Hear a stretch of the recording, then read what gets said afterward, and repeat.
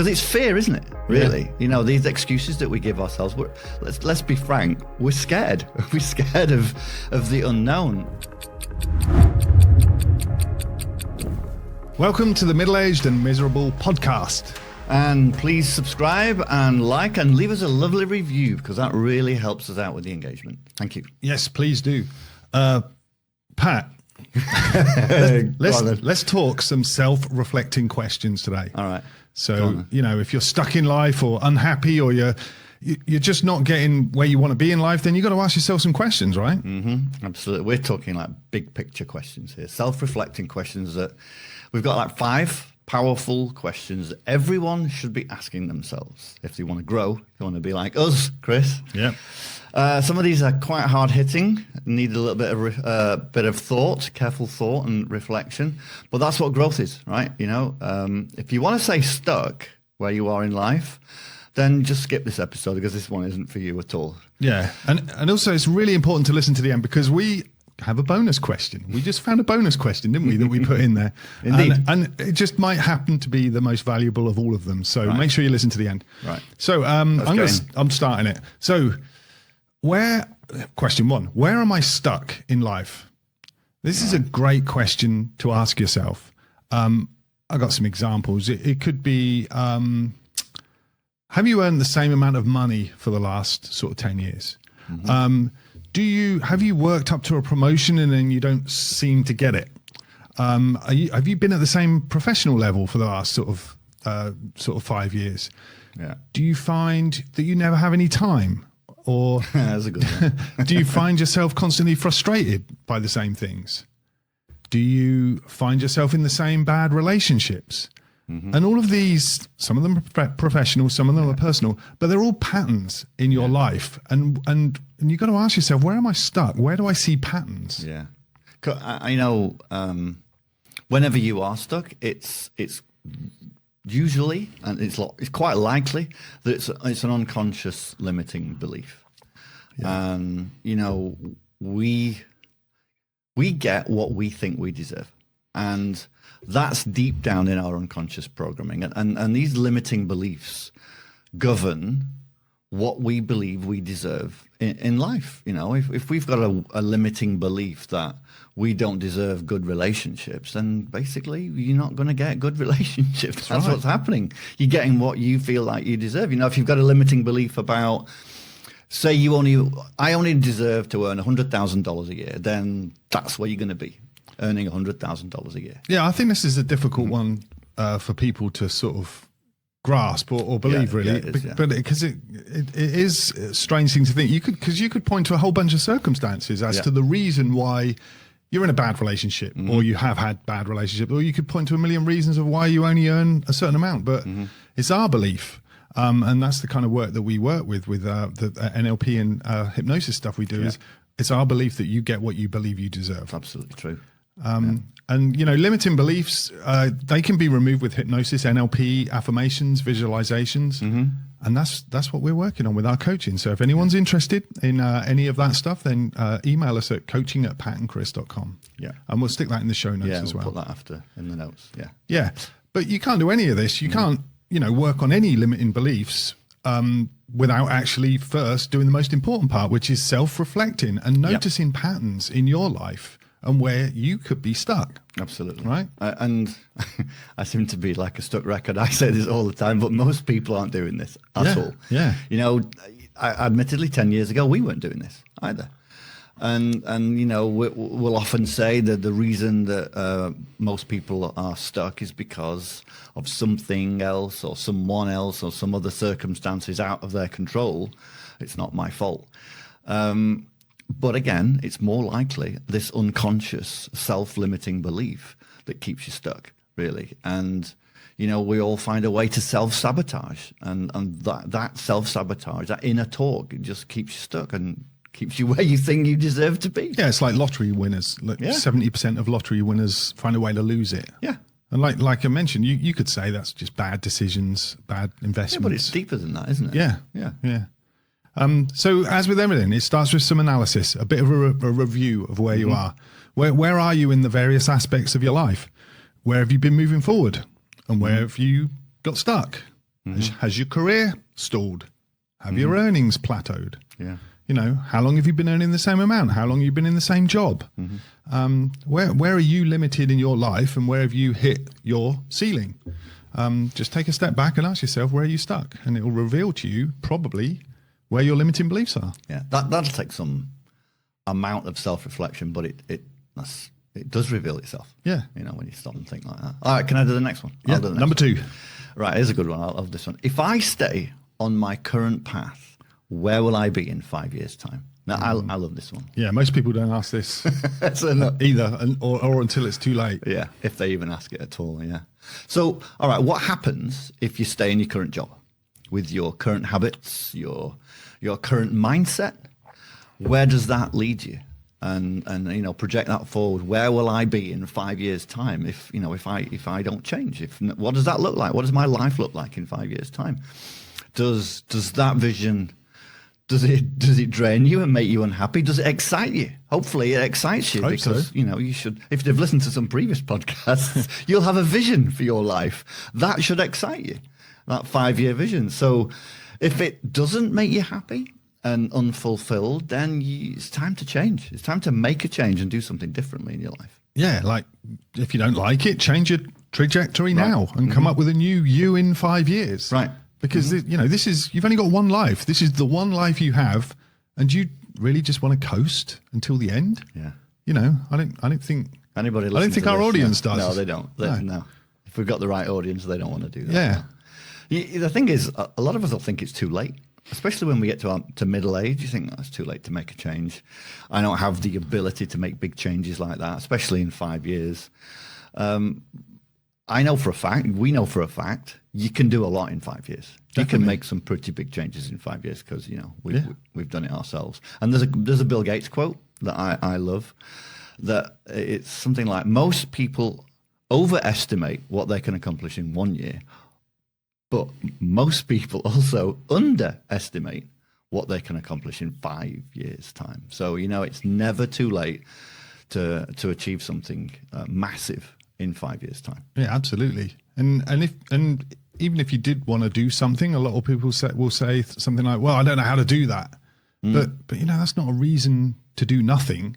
Yeah. It just, all that means is that you need to learn something. Yeah. That's all. It's not a reason to stop, is it? Yeah. And there's no better time than today to find something on the internet to teach you, because you can find out anything on the internet. And you can learn anything. There's so much information. And guess what? Most of it's free. Yeah, exactly. Yeah. I mean, think of that. You can learn anything, mostly for free. There's never been a better time to want to learn something. Right. You know, if you want to do something like change your career or start a business or even buy a business, you know, retiring early. Yeah, retire early. You know, you can learn about creating anything you want in your life, like any success in any realm that you want. Somebody out there has already done it, and they've probably got material out there on the internet that can teach you how to do it for free. Yeah. Exactly. So basically, the message for this one is just stop cruising, stop staying on autopilot, switch off that autopilot switch, and ask yourself this self-reflecting question: where will I be in 5 years' time? Yeah. All right. And if I don't like the image that comes up, then I'd better come up with a better plan to change it and get busy moving forward. Absolutely. Yeah. All right. What's next? All right. Number 3. All right. What excuses am I currently using to avoid taking action? we all do it. You know, we all say we're going to make changes to our lives, and then we talk about how we're going to do it and what's going to happen. And then for one reason or another, we just don't do it. Yeah. And then we blame other things or other people for that. And there make are excuses. so many excuses. Yeah, and you know, we make excuses like, it's too risky, I can't do it, or I don't have time for this right now, or I'm too busy, That's a or classic, I don't know enough, or I need to train myself and do this class or get this degree before I can do that. And I did it. I did it with coaching. I spent so long convincing myself that I needed one more training with coaching. Yeah. We did it with, I don't know about you, but that's how I felt. But before we started flipping our first house years ago. Yeah. And I was buried in analysis paralysis. I'd built these spreadsheets and would run numbers, and because that's what I do. I love that, and learn and we just pulled the trigger. We decided let's just buy that first house, and then very quickly bought a second house, and we learnt more doing those first two houses than we ever did in any books. Yeah, we read loads of books on it, didn't we? And the first house taught us more than all of those. Because it's fear, isn't it? Really, these excuses that we give ourselves. Let's be frank. We're scared. We're scared of the unknown and making big changes. Especially, we were middle-aged. We still are middle-aged, but that was a big change for us. Yeah. And trying to launch a side business is scary. Changing careers or changing jobs is scary. Any drastic change in your life or taking a leap of faith, it's bloody scary. It is scary. It's not easy. It's scary because it's unknown territory, and that's not what your lizard brain inside you wants. It's the opposite of comfortable, safe, and survivable. And your lizard brain is looking at it and thinking this is potentially not survivable. So, your unconscious mind gets to work trying to convince you that you can't do it, or coming up with reasons why it won't work, or you're going to fail. And it's just normal, but you got to break through that and take that leap of faith. So, just to recap, you got to ask yourself, what excuses am I using to avoid taking action? Because we're all doing it. And then you've got to quickly, straight afterwards, ditch those excuses and go ahead and take action anyway, because that's the only way change is going to happen, isn't it? Yeah, absolutely. That's a good one, that. All right, I got one. Number 4. Go on. This is kind of a practical one. I think we can seriously relate to, and anybody can. How well do I manage my time? All right, because let's be frank, when you get to our age in our careers, no one's got time. We all say to ourselves, we don't have time. We're all busy, plates are full. I've barely got time for a phone call to a friend or relative sometimes, which is the wrong kind of mindset completely. And we're all guilty of it. I've got to slap myself in the face sometimes and say, actually, just literally or mentally? Mentally slap myself in the face. You too. I do have time. Actually, you can make the time. Well, yeah. I mean, I was going to say, you say I haven't got time. We all say we don't have time, and then we can find time, can't we? We can miraculously find time to do some half an hour's worth of doom scrolling. Yeah. Or an entire season on Netflix. Yeah. Suddenly the time's there then, isn't it? I tell you what, TikTok's really good at telling you you've got a lot of time, actually. Yeah, I avoid that one. Yeah, that's a good one. On that, we do have to have a little bit of fun. We can't all be work, But I'm a big believer in if you want to make a change in your life, that might mean making a few sacrifices, like a little bit less TV time. Here's a good one. You carve out a focus window. Yeah. All right. You've got there's moments in the day where you're more productive than other moments in the day. For me, it happens to be early in the morning. But we just get in this trap of telling ourselves we have no time. Yeah, a disempowering statement. Yeah, but we all do it. But in reality, we all have a little bit of time. Yeah. We just don't believe it. I did it with this podcast episode. Really? Well, we're recording at a sort of non-standard time here, and I nearly called you and said, I don't have time to put together this plan and record today. But then I mentally slapped myself in the face. Yeah, I could have done that. And I said, just get it done. Stop making excuses. That's right. And thank you for that. Yeah. And this time window and just moving forward towards something, that reminds me of when I was writing a book, and I read a book on how to write a book. And in there I had this really good tip. It just said, write like it's your job. Yeah. And it was relating it to, we all have a task or a chore that we do at work every day that we just do it. It's our job, so we do it. That's true. And treat moving towards your new life as one of those chores or one of those things that you just have to do each day. It's non-negotiable. Yeah. And then put a specific time block at the same time every day and just protect that time block with your life. Because, your future depends on that slot. Yeah. So it's like, we'll find time to work out. There's important things in your life that you have to do. It's not negotiable. So you just do it. And these kind of things, like making the work needed to make a change in your life, this kind of stuff, you have to just make time for it. I mean, for me, what I have found, the earlier me would have balked at this completely, but is getting up early, sometimes stupid o'clock in the morning, because I've discovered that that quiet time in the morning is by far the most productive time of the day. So I'll just get up earlier and do it. Yeah.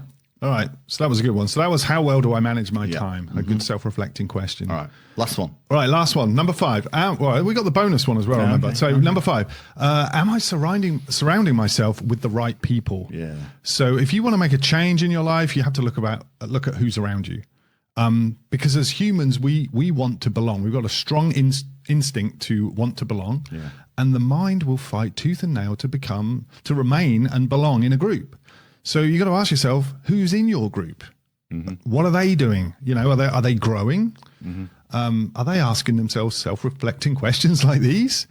Or are they in the pub? Yeah, or are they in the pub? Are they looking to do something in life? Or are they on the opposite side? Are they looking to stay comfortable? Are they looking to keep the status quo as it is and just tiptoe towards the end of their lives? I mean, this is important to think about, right? Because definitely. If your group is staying stuck, you're staying stuck. Yeah. It's funny, we have this, because last night we were talking to a buddy of ours who was, he'd created like a mastermind group. Yeah. And I don't know who it was, whether it was his brother or somebody fairly close to him within his peer group, was really negative and being consistently negative. Yeah, he started coming out to the group, didn't he? Yeah. But just bringing everything down. Everybody there wanted to grow and be positive, didn't they? Right. And he was being negative and it was bringing the tone of the group. And he said, he came with this really good analogy. He said, it's like we're all in a boat trying to drive forward along the river. And he's the anchor, just dragging everybody back, and you can't make good progress. And I think in the end, he just had to tell him, didn't he? Yeah, in the end, he just said, like, It's a hard conversation. Yeah, I prefer you not to come next week. We're really looking for people with a more positive outlook. Well, yeah, just like together attitude, and maybe you'll come back later on. But that's that analogy, the anchor dragging the boat. That's exactly what it is. Yeah. Whether you realize it or not, if you've got somebody in your peer group that's holding you back, that's exactly what they're doing now. They're simply holding you back, and it doesn't serve you at all. No. Yeah. So you got to ask yourself you got to look at who you're spending your time with, because you're going to rise and fall to the level of your peer group. Absolutely. And you may not realize it, but you're actually modeling their behavior, their habits, and their mindset. They have a big influence on you, don't they? There's a couple of hacks, that we've talked about before. How you can, people make the excuse again. I don't know 5 real rock stars of guys that I can hang around with. But yeah, you do, because there's me and you, Chris, on this podcast as well. You could hang out on the middle-aged and miserable podcast. But that's true. That kind of works. I'd listen to empowering podcasts from different people every day on my way into work. And that's me hanging out with him for half an hour. It works. Yeah. What if you had our buddy we were just talking about? Yeah. What if we had his buddy? You're sat next to him on your commute every day to work, or a podcast with an empowering message. It would help, wouldn't it, really, with the podcast and not having somebody complaining all the time half an hour into work. So, so basically, the message is simple: watch out for your peer group, but also. There's another aspect of your peer group that they're going to try and hold you back. I don't know if it's conscious or not, but it would feel almost deliberately, because they don't want you to leave them as well. If you unless they don't like you. Well, they might not want to see you because we want to belong, and they see someone rising above. They might not like that. Yeah, that's true. And they're going to make you feel guilty. Maybe. That happened to my dad. I've said this before, actually. Somebody told him when he moved away and would visit his old peer group, "Too good for us now, are you, Dave?" Yeah. That's what he would say. Yeah, exactly. Or they'll just say, "Why are you wasting your time with that?" That's the message. So you got to audit your inner circle. Are they growth focused? Are they complaining about the same stuff year after year? Are they making excuses? Are they victims? Or are they looking to create a huge impact in the world? Because you need people around you that are gonna hold you to a higher standard. Absolutely. Find people like that and hang out with them, because if the people are hanging around you are not growing, then you're not growing. Mm-hmm. All right, that was 5, Pat. That was 5. Yeah. Let's recap. All right, so I'll give a quick recap. Number 1, where am I stuck in life? Yep. Number 2, if I stay on my current path, where will I be in 5 years? And that doesn't have to be 5 years; it could be 10 years. But the message is that. Yeah. Where will I be if I stay on my current path? Most people don't want to see that. You need to grow. Number 3, what excuses am I using to avoid taking action? I really love that one, actually. Yeah. And then there's the productivity one. How well do I manage my time? And the last one was, am I surrounding myself with great guys like Pat and Chris or not? All right, bonus, right? Go on then. I thought of this one as we were looking at those other ones. What is it costing you to not make a change to your life? Yeah. All right. So this is closely related to the first three questions. Where am I stuck? Where will I be in 5 years? What excuses am I using? Right. But this question actually reframes those to a different angle. You know, because if you're using excuses and saying, "Oh, I can't do this; it's too risky," flip it around. What would be the cost to me if I did nothing? Mm-hmm. You know, what's the consequence of being stuck where you are? Yeah. Bearing in mind, we said it before, you got one life. Yeah. So what's the cost of not changing? Yeah. There is a cost. There is a cost for doing nothing. Yeah. It's opportunity cost, isn't it? Opportunities missed. Like, is it a monetary cost? You know, by doing nothing, by not changing, I'm clearly not going to be earning what I could have been earning had I have turned myself into a CEO, or something like that. You know, am I not the cost of me not reaching my full success potential in general? You know, the impact side of things, the cost of the possible potential impact you could make on the world. Yeah. And that could be huge as well. Well, what about the cost could simply be that you're going to be unhappy and unfulfilled for the rest of your life. Yeah. You know, that's a huge cost, right? Mm-hmm. Right. So that's a little bonus one that's really important to ask yourself, like, what is it costing me not to make a change? All right. Nice one. All right, Pat, it's the after show. That's good. Everybody's gone. Nobody's here anymore. We can talk about whatever we want now. You know what I love about America? What do you love about America? Shopping.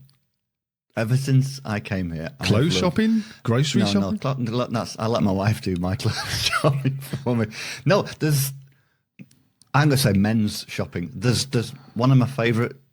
I'm going to say store, because if I don't say store, no one else will understand me. But I'm talking about shopping.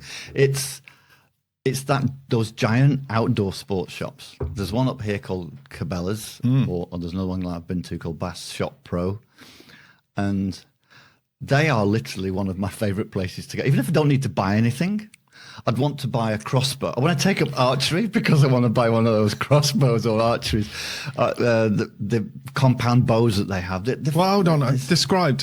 Right. So Cabela's and Bash, these kind of shops, it's this giant space, really well laid out space that you could literally buy anything. Call it what? It's a theme park, isn't it? That's what it's like. It's got you can ponds. Buy stuff. It's got ponds and waterfalls in it and everything. It does. And fish. It does. There's a giant stuffed bear in one of them. But I've been in one. There was an archery range in it. It's crazy, isn't it? And it's fantastic.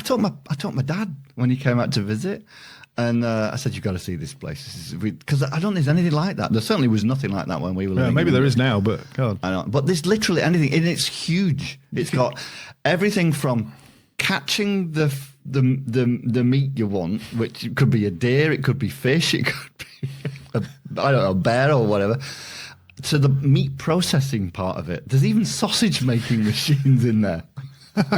Yeah, you could buy a machine to make a sausage, and also you can buy a boat. You can even buy boats. They do have a bunch of boats outside for sale. I don't know if there's a UK equivalent of that. Yeah, I love that. Yeah, that shop. I know. So America has Cabela's now. We don't know if the UK does. Well, it didn't when we left anyway. There was one called Gander Mountain. I went to one called Gander Mountain once. I don't know if they still exist, but I went to one in Wichita once. Yeah, okay. Yeah, but that was similar. Yeah. And then they have what here do we have in America? They have 7-Elevens, don't they? Oh yeah. Is that what's the equivalent for that in the UK then? We have corner shops. 7-Eleven is. I don't know, 7-Eleven's weird. They got like this food. There's all like snacks you can buy. It's fairly standard like as in well, a corner isn't shop. it? Yeah, it's all standard. But then there's always this hot. Have we talked about this before? There's this hot. You're talking cabinet. about the sausage rolls. The hot dog sausages. There's a hot cabinet, and it's got these sausages on rollers that just roll around all day. Yeah.